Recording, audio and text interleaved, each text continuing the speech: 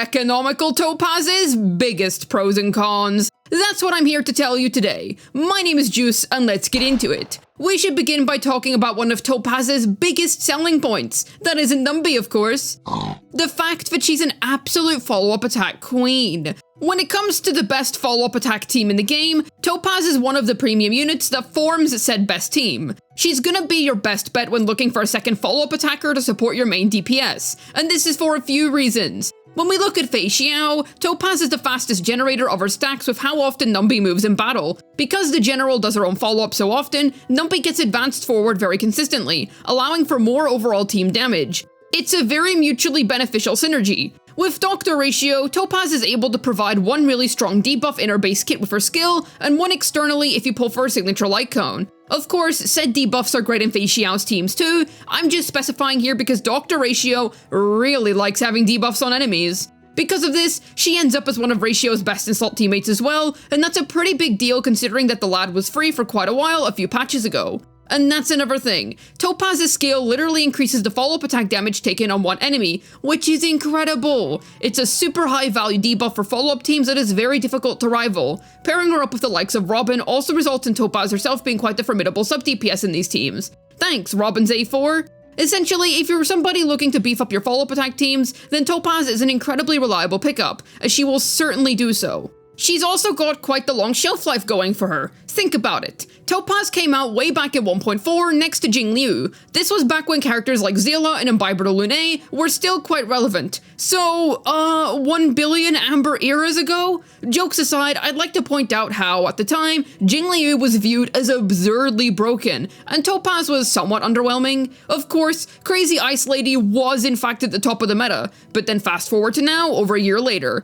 We're currently in 2.5, and while Jingliu is still a pretty solid DPS that can still clear very competently, Acaroni, Macaroni, and Firefly are obviously way better. The recently released Feixiao isn't making Ice Lady's case look any better either. Yet then you look at Topaz, who only got better and better as time went on. She eventually got a synergy with a free 5-star, a good one at that, and then now she has excellent synergy with one of the new strongest DPSs in the game, being Feixiao. Notice how even though Ratio got replaced as the best follow-up attack DPS, Topaz still remains relevant, if not even more so. Topaz is a support. She deals damage as a sub-DPS of course, but she also has that wild debuff going for her. You slot her into follow-up attack teams to support your main DPS. Get the idea yet? Her shelf life, as quite literally shown through the history of Topaz's meta journey from her release till now, is very solid. And in a game like Honkai Star Rail that has a rampant power creep, where it feels like we're getting a new best overall DPS in the game, no matter the mode, every 2 patches, having a unit that is firm value-wise, that won't immediately be power crept a little after release, is very nice. Characters in this game lose relevance so quickly. Yet Topaz is a reliable pull that has factually stood the test of time. I think it should come as no surprise that the woman who works as a high-ranking person in the biggest company in the Star Railverse has amazing vertical investment. I'll cover up to E2 S1 because I feel like that's what most people would realistically get as either a dedicated free-to-play or a low spender. Topaz's E1 is really sweet. When Numby attacks an enemy with a Debt Collector debuff on them, he also applies another state to them, being the quote-unquote debtor state. This allows all follow-up attacks dealt on that enemy to have 25% more crit damage, and since this ability stacks up twice, make that 50. Plus, it lasts all the way until the end of a Debt Collector mark. Consider how quickly Feixiao does follow-up attacks one after another, and how that in turn causes Topaz to do more of her own. The crit damage of those abilities being increased is incredible, and the overall damage increase this provides to these comps is wild. Also, debuffs on enemies, you know what that means. SAS per Kippy. If Topaz wasn't already the goddess of follow-up attacks, well then this E1 should certainly convince you. Yet that's not all, because her light cone is also quite the treat. Increasing her own personal damage output is super groovy of course, and makes Topaz's contributions to the team even more significant. Yet the real kicker here is that wonderful debuff, which increases the amount of crit damage dealt against an enemy. And if we assume S1, when stacked up twice, that's a nifty 24% increase to crit damage taken. Pair this comb with Topaz's E1, which can increase the crit damage of follow-up attacks by up to 50%, and you've got yourself an absolutely nuclear setup. Topaz's personal damage is also going to be far more impressive at this point. Up until now, you mostly use Topaz for her supportive capabilities, with her neat sub DPS being icing on the cake. Yet when you throw these two into the mix, or even just one of them, suddenly her own damage output becomes a whole lot more formidable. With that being said, you probably won't even have much time to appreciate how good her own damage is, because Feixiao will have already zero-cycled with all these insane buffs on her side. Seriously, if you're looking to vertically invest into follow-up attack teams, then Topaz is the lady to look to.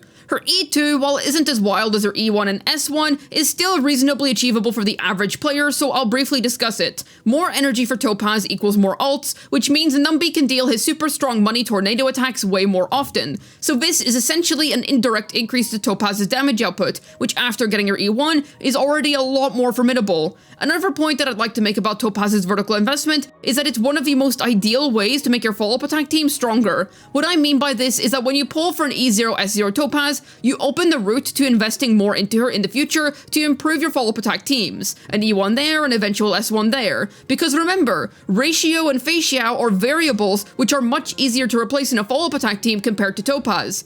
This splendid vertical investment path only furthers her long-term relevancy, as it's gonna take Hoyo a very long time to cook up the perfect follow-up attack support that can outdo an E1 S1 Topaz's performance in said team with the same amount of investment or less. E0 S0 is still peak for follow-up teams, of course. However, without Eidolons or a signature light cone, you do run into one particular concern. That being that Topaz is rather replaceable, unfortunately.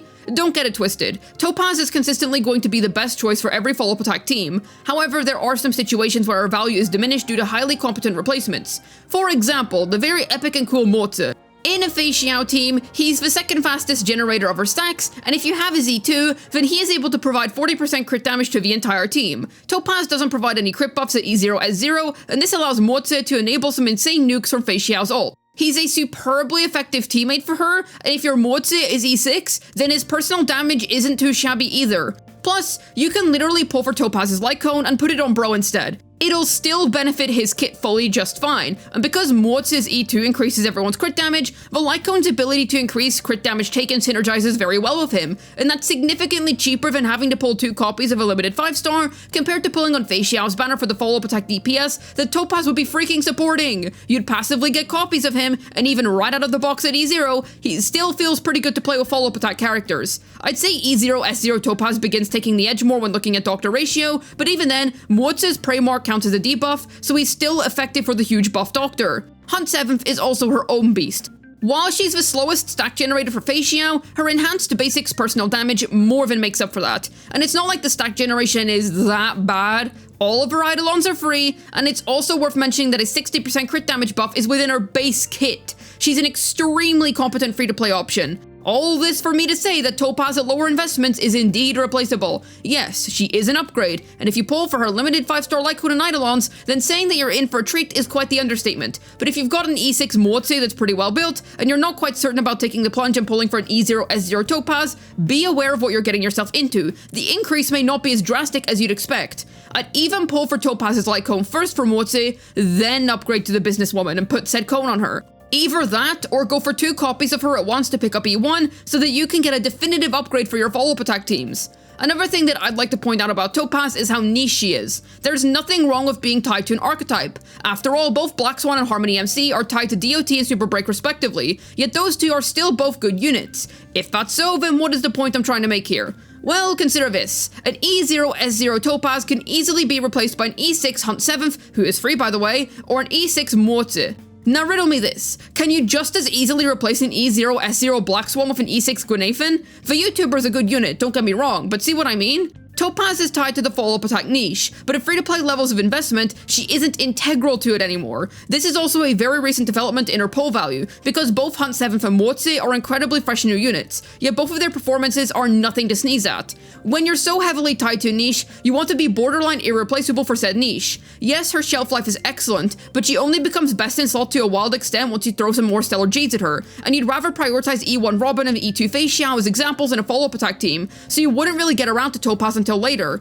Her banner has at least been placed after those two, so you can comfortably pull for the IPC Stoneheart without being taunted by other follow-up attack behemoths being slotted during the same banner half as her, but I guarantee that a lot of wallets will have been expended already on that first half. And if you're trying to pick between Topaz or Robin as a support for your follow-up attack team, Robin, no freaking contest. Because not only is she debatably the best character in the game right now, but she's also excellent for the follow-up attack niche. Topaz doesn't have the absurd flexibility of Raw Mei and Robin going for her, nor does she have the borderline irreplaceability of Black Swan. This is what makes her status as a niche character more damning compared to the other niche characters that have got more going for them in their respective teams. The final thing that I'd like to mention about Topaz is more of a nitpick than anything else. When you defeat an enemy with proof of debt on them, the mark then gets transferred to another random enemy. You don't get to personally choose where said mark gets placed, which is annoying in game modes like Apocalyptic Shadow where you want to choose who to target specifically based on the situation at hand. It's no total deal breaker, but it is a little gameplay inconvenience that I felt was worth mentioning. Topaz is a super cool unit. I think that even though she has replacements, she is still more than worth getting for your follow-up attack teams if you're a follow-up attack fiend, as she is a premium upgrade with plenty of excellent vertical investment potential. I will say that if you're somebody that simply wants to clear and doesn't care that much about follow-up attack teams in particular, the free Hunt 7th or the Epic Motsu will get the job done for you just fine. Topaz definitely has her place in the meta. There are quite a few reasons as to why you'd want her, but just make sure that you've considered everything before taking the plunge. At the end of the day, you can at least be comfortable in the fact that she was one of the few 1.x units who not only survived until this day, but actually got better over time. Pretty impressive in this day and age of rampant Honkai Star Rail power creep if you ask me. Hopefully this video was able to tell you Topaz's biggest pros and cons. This has been Juice, signing out, and the biggest con when it comes to owning Topaz is that she will make sure you pay all of your gacha debts on time. Or else.